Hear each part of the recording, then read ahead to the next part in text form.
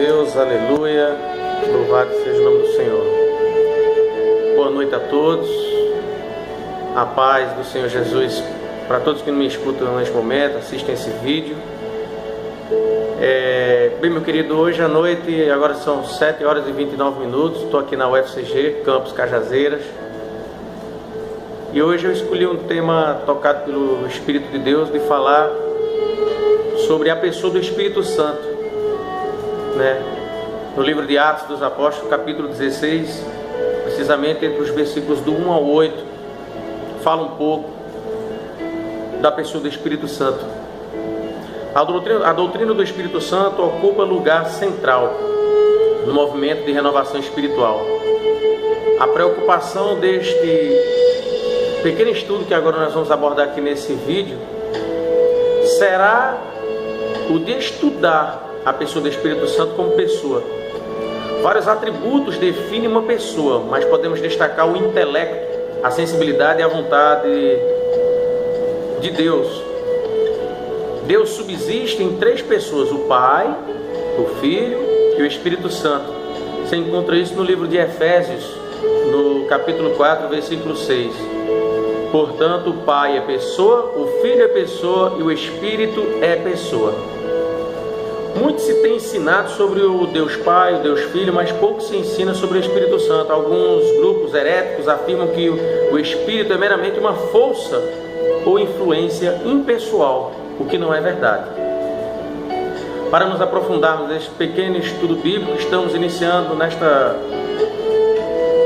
nova oportunidade que o Senhor nos concede de estudarmos somente o Espírito Santo. Então, eu queria falar para você a primeira coisa relacionada ao Espírito Santo é sobre o seu intelecto. A palavra intelecto está associada à inteligência. Uma pessoa inteligente é aquela que possui a capacidade de compreender ou habilidade para resolver situações problemáticas novas mediante a reestruturação dos dados perspectivos. É a pessoa que raciocina bem. Encontramos na Bíblia diversas referências que deixam bem claro que o Espírito Santo possui inteligência. Uma delas está escrita no livro de João, capítulo 14, versículo 26, João 14, 26, que diz que o Espírito Santo ele nos ensina e nos faz lembrar. Já no Antigo Testamento, o Espírito cumpria a missão de ensinar. No livro de Neemias, capítulo 9, versículo 20. Ninguém discorda de que ele é mestre por excelência e nos faz lembrar de tudo que Jesus ensinou. No livro de Isaías, querido, no capítulo 11, versículo 2, diz que ele tem sabedoria e inteligência. O profeta Isaías, como nós conhecemos, um dos profetas maiores da Bíblia, está falando do Messias que haveria de vir e seria poderosamente ungido pelo Espírito Santo, a fim de cumprir a vontade do Pai. No livro de João, capítulo 1, versículo 33 e 34, ele descreve a plenitude do Espírito na vida de Jesus. É o Espírito Santo que anuncia a Cristo e nos guia a toda a verdade. João, capítulo 16, versículos 13 e 14. Mas ainda no livro de Isaías, no capítulo 11, 2, diz que ele tem o conhecimento e conselho. Entre os 9 dons citados em 1 Coríntios capítulo 12, se você quiser acompanhar, no livro de 1 Coríntios capítulo 12 fala sobre os dons espirituais. Está o dom do conhecimento, ou seja, ciência, que é dado pelo Espírito Santo. Ele nos faz ver os mistérios de Deus. Romanos capítulo 11, versículo 33 está escrito isso. Ele é quem revela. Efésios capítulo 1, versículo 17. Ele é onisciente. 1 Coríntios capítulo 12, versículo 8, diz que ele é onisciente. O apóstolo Paulo fala sobre os dons da revelação, sabedoria, conhecimento e discernimento dos Espíritos. O Espírito perscruta as profundezas de Deus. 1 Coríntios capítulo 2, versículo 10. A sua sensibilidade. Uma das maiores sensibilidades do Espírito Santo, meu querido, é o amor. Romanos 15, 30. É o sentimento que predispõe alguém a desejar o bem-estar de outrem. Outra parte da sensibilidade do Espírito Santo, além do amor, é a alegria. Atos dos Apóstolos, capítulo 2, versículo 13. Houve uma verdadeira alegria entre os crentes que receberam o Espírito Santo. Por quê? Porque ele estava presente, trazendo alegria. É inconcebível que uma pessoa cheia do Espírito viva em tristeza. Outra parte da sensibilidade do Espírito Santo, além de amor e alegria, tristeza. Efésios capítulo 4, versículo 30. O Espírito Santo pode sentir intensa mágoa, assim como nós. O cristão pode entristecer o Espírito Santo quando não dá importância à sua presença, voz e orientação. Gálatas capítulo 5, versículos entre os 16 e 25, você encontra isso. Gálatas capítulo 5, versículos dos 16 ao 25. Outra parte que fala da sensibilidade do Espírito Santo, em Romanos capítulo 8, versículo 26, que diz que o Espírito Santo intercede por nós com gemidos inexprimíveis. Está mostrando nesse texto que ele intercede juntamente com o crente, com você que tem fé. Ele sente a nossa dor, geme e sofre conosco. E ainda ele pode ser apagado, tentado e afrontado. Atos dos Apóstolos, capítulo 5, versículo 9.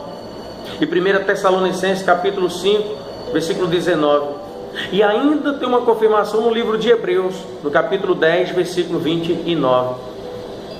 A vontade do Espírito Santo no repartir dos dons liberalmente. 1 Coríntios, capítulo 12, como eu já citei agora há pouco, no livro de 1 Coríntios, capítulo 12, fala dos dons espirituais, mais precisamente no versículo 11. Mas um só e o mesmo Espírito realiza todas as coisas, distribuindo-as como lhe apraz, a cada um individualmente, no permitir ou impedir. Atos dos Apóstolos, capítulo 16, versículo 7. No convidar, Apocalipse, capítulo 22, versículo 17. Quando alguém realiza uma festa, convida a quem quer para participar. O Espírito, da mesma forma, convida o homem para aceitar Jesus, que disse: vinde a mim todos os que estáis cansados e sobrecarregados, e eu vos aliviarei. Esta palavra está escrita em Mateus capítulo 11, versículo 28. A nos orientar em Atos capítulo 13, versículo 2, quando há oração e consagração em busca da vontade de Deus, o Espírito Santo orienta. Meu querido, eu quero finalizar dizendo para você alguns nomes que se tem na Bíblia, que fala dos nomes do Espírito Santo. Em Efésios capítulo 5, 18 e Marcos 1, 10 fala que ele é Espírito. Em Atos dos Apóstolos capítulo 2, versículo 4 diz que ele é Espírito Santo. Em Romanos capítulo 8, versículo 2 diz que ele é Espírito de vida. Em Hebreus 10, 29 diz que ele é Espírito de graça. Em Romanos 8, 15 diz que ele é o Espírito de adoção. Espírito de adoção. Em 1 Pedro 4, 14 diz que ele é Espírito da glória de Deus. Espírito de inteligência, em Isaías capítulo 11, versículo 2. Romanos 1,4 diz que ele é Espírito de santidade. Efésios 1,13 diz que ele é Espírito Santo da promessa. Atos 16,7, Espírito de Jesus. Gênesis 1,2, Espírito de Deus. 1 Coríntios 6,11, Espírito do nosso Deus. Hebreus 9,14, Espírito eterno. Mateus 10,20, Espírito de vosso Pai. João 14,16 e 15,26, Consolador. João 16,13, Espírito da verdade. Filipenses 1,19, Espírito de Jesus Cristo. Em Juízes capítulo 4, 14,6 e Lucas 4,18, Espírito do Senhor. Isaías 11,2, Espírito da sabedoria. E Salmo 143, o versículo 10 diz que ele é bom Espírito. Esses são alguns nomes que nós podemos retratar dos nomes do Espírito Santo.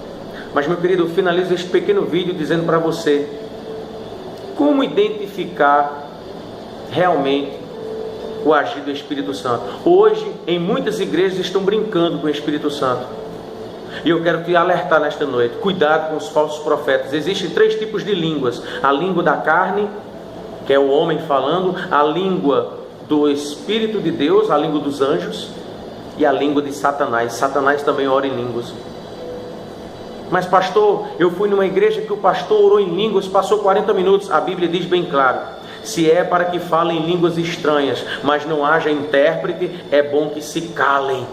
Porém, não proíbam o falar em línguas. E hoje nós chegamos nas igrejas, muitos homens, pastores, missionários, evangelistas, muitas pessoas que querem ser cheios, se dizem ser cheios de Deus, mulheres, estão por aí nas igrejas, brincando com a presença do Espírito Santo, falando em línguas quando não é para falar em línguas, quando na verdade não é línguas de Deus, mas línguas de Satanás. E muitos crentes têm caído nessa promessa mentirosa. Muitas pessoas têm se destruído com revelações enganosas. Meu querido, você que tem ido nas igrejas por causa de revelação, você tem ido porque tem ido naquela igreja A, B ou C, lá é uma bênção, lá tem revelação. A grande revelação é a palavra de Deus. Se pegue na palavra. Meu querido, hoje por causa de revelações enganosas, mentirosas, eu já vi casamentos destruídos aqui na cidade de Cajazeiras. Pastores mentirosos, pessoas que querem ser pastores quando na verdade não podem. A Bíblia diz bem claro que pastor, hoje está uma moda. Hoje pastores que são separados querem assumir igrejas, e é antibíblico. Eu provo na Bíblia. Eu trago em outro estudo essa palavra dizendo isso. Pastor, o meu pastor X ou A ou B, eu não estou julgando, não sou juiz, o juiz é o meu pai, mas eu tenho que pregar a verdade para você que está me ouvindo agora e me vendo. O pastor era casado, não houve adultério da parte da esposa, e ela também não morreu. Ele separou porque a mulher era ruim, e ele agora toma conta de uma igreja. Pode? Não, para mim ele não é pastor, e eu provo na Bíblia. Ele não tem respaldo bíblico de assumir uma igreja. É a Bíblia que diz isso. A Bíblia diz bem claro, somente com a separação de um homem e de uma mulher no casamento é com a morte ou adultério. Então para de enganar as pessoas. Para de dizer que tu és profeta quando tu não és. Para de enganar as igrejas, porque a Bíblia diz que esses vão cair, e Deus estará levantando uma geração de homens e mulheres tementes a Deus, que não se vendem nem se corrompem. Hoje existe uma briga sobre o cargo de pastor. Mas o que é ser pastor? O que é ser cheio do Espírito Santo?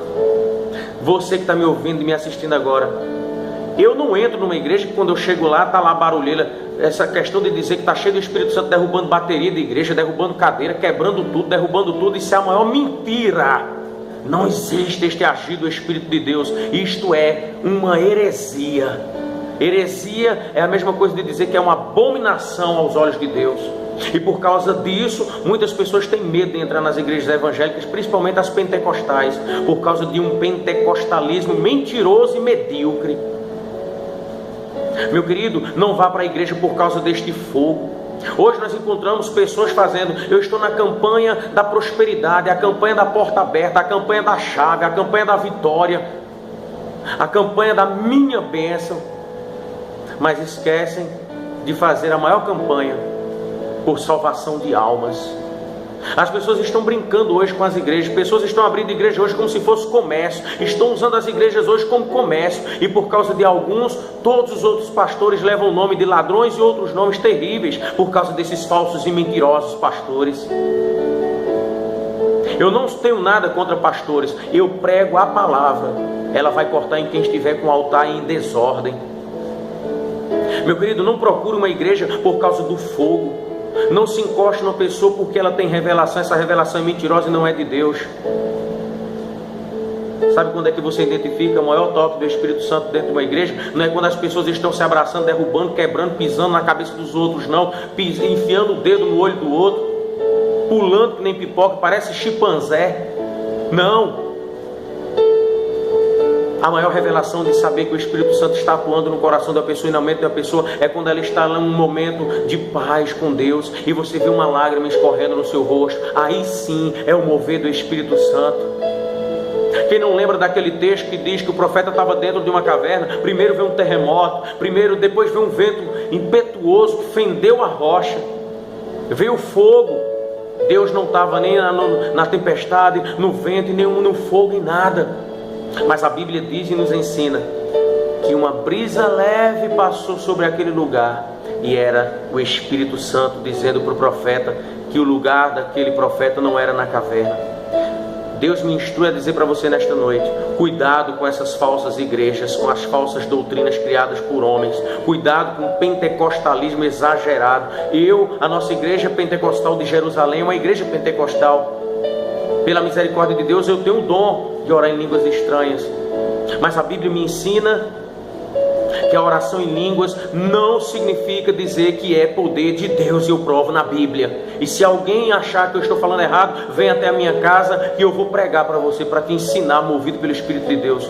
Orar em línguas não significa dizer que eu estou cheio de Deus.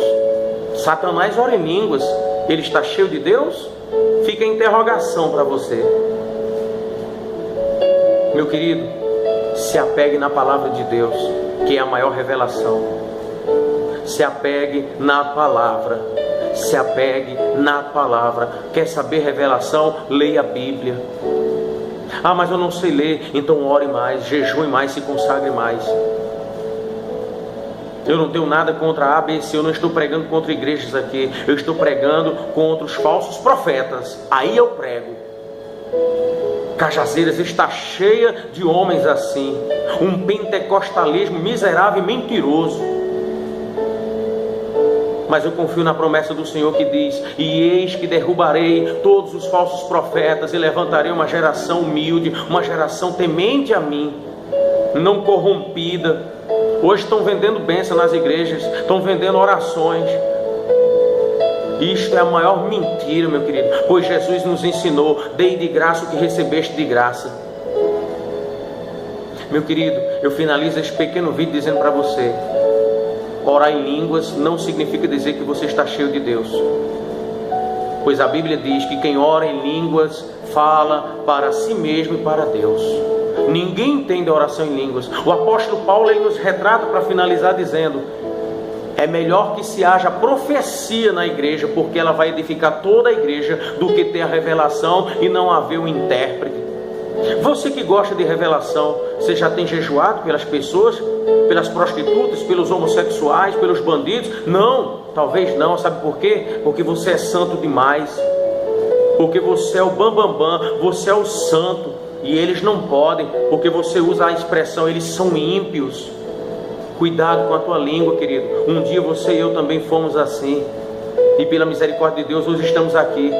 Não julgue as pessoas pelo que elas são externamente. Não julgue porque é um homossexual, um transexual. Não julgue porque é um bi, um hétero. Não julgue porque é uma prostituta, pois Jesus diz na sua palavra: eu vim para os perdidos, eu vim para os doentes. São esses que eu quero, e são esses que Deus vai levantar para tomar conta da igreja, que você, falso profeta, está mentindo e usando de línguas estranhas, mentirosas, para dizer que está cheio de Deus, quando você não está cheio de Deus. Põe o teu altar em ordem, porque Deus não habita em altar desmantelado.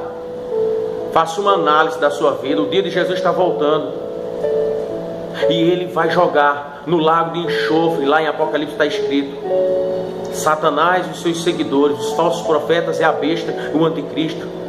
Cuidado para você não ser um deles. No lugar de você estar orando tanto em línguas dentro da igreja que não serve para nada, edifica só você mesmo e a Deus que está ouvindo a tua oração, comece a pregar salvação nas igrejas.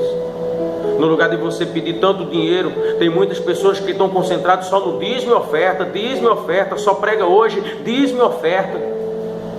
E isso tem afugentado as pessoas do temor de buscar a Deus. Pregue salvação. Pregue que Jesus morreu na cruz por amor ao bandido, à lésbica, ao homossexual, ao bandido, ladrão, à pior pessoa do mundo. Jesus morreu por amor a elas na cruz. E você não tem pregado isso, sabe por quê? Porque você se sente santo demais. E eu aprendi uma coisa com o meu pastor Pedro: quando você estiver perto de uma pessoa que tiver se sentido santa demais, se afaste dela, pois essas são as piores que tem. Eu finalizo pedindo a Deus nesta noite que Ele derrame o espírito de sabedoria sobre as igrejas, e que tudo aquilo que for de Deus permaneça em Cajazeiras, e o que não for de Deus, que caia por terra em nome de Jesus. Eu não vim aqui para julgar, eu vim aqui para alertar nesta noite, neste vídeo, a você que me assiste. Não tenha medo do pentecostalismo. Eu não estou pregando contra o pentecostalismo, contra a oração em línguas. Eu estou pregando contra os mentirosos. Quando você entrar numa igreja, olhe primeiro para o testemunho de quem está pregando a palavra. Olhe para quem está ministrando. Problemas todos passam, pecadores todos somos. Agora, brincar com a palavra de Deus, nós não podemos brincar. Isso é uma blasfêmia contra o Espírito Santo. E a Bíblia diz que não tem perdão contra a blasfêmia contra o Espírito Santo. Eu quero orar por você nesta noite, em nome de Jesus. Senhor Deus e Pai, toma a vida dessas pessoas que estão me assistindo agora. Oculte a minha face, que seja vista a tua face, Cristo. Sou apenas teu servo. Me instrui para, se for da tua vontade, alertar as pessoas, para que não tenham medo de ir à tua igreja, mas procurem igrejas que verdadeiramente pregam a palavra genuína de Deus. Senhor, nós repreendemos todos os falsos profetas dessa cidade, todos os mentirosos, tudo aquilo que não é teu vai ser fechado. E se não for fechado, vai ser tirado o mentiroso e vai ser colocado um homem de Deus verdadeiro para ajudar as pessoas a viver em Cristo. Toma esta pessoa que me escuta agora e me vê. Eu abençoo a vida dela. Eu abençoo a vida dos católicos. Eu abençoo a vida dos evangélicos, dos não evangélicos, daqueles que estão nas drogas, daqueles que estão nas ruas abandonados e ninguém vai lá pregar a palavra. Eu oro por aqueles que estão agora nos presídios, nos hospitais, no hospital regional, você que está no leito de uma cama, você que está desenganado pelo médico. Nenhum pastor pode curar você, nem padre, ninguém, mas Jesus Cristo pode, pois Ele é o doutor. Em o nome de Jesus, eu finalizo dizendo que Deus te abençoe, te restaure a tua vida, porque Ele tem um propósito na tua vida e Ele te ama. Acima de tudo, coloquemos nós como igrejas, como pastores, como missionários, homens que se dizemos de Deus. O maior dom não é o dom de interpretação de língua, não é o dom de revelação, não é o dom de qualquer uma outra coisa, a não ser o dom do amor. E isso está sendo esquecido de ser pregado nas igrejas. Que Deus te abençoe, te conceda uma noite abençoada. Até a próxima oportunidade, em nome de Jesus. Fica aqui o meu abraço, fica aqui a paz de Cristo para todos que me assistem neste momento. E que o Senhor me conceda força, sabedoria, temor, humildade, simplicidade e amor pelas ovelhas que são de Cristo. Não são minhas, elas têm dono, e o dono se chama Jesus Cristo. Que Deus te abençoe e até o próximo vídeo, em nome de Jesus. Amém. E graças a Deus.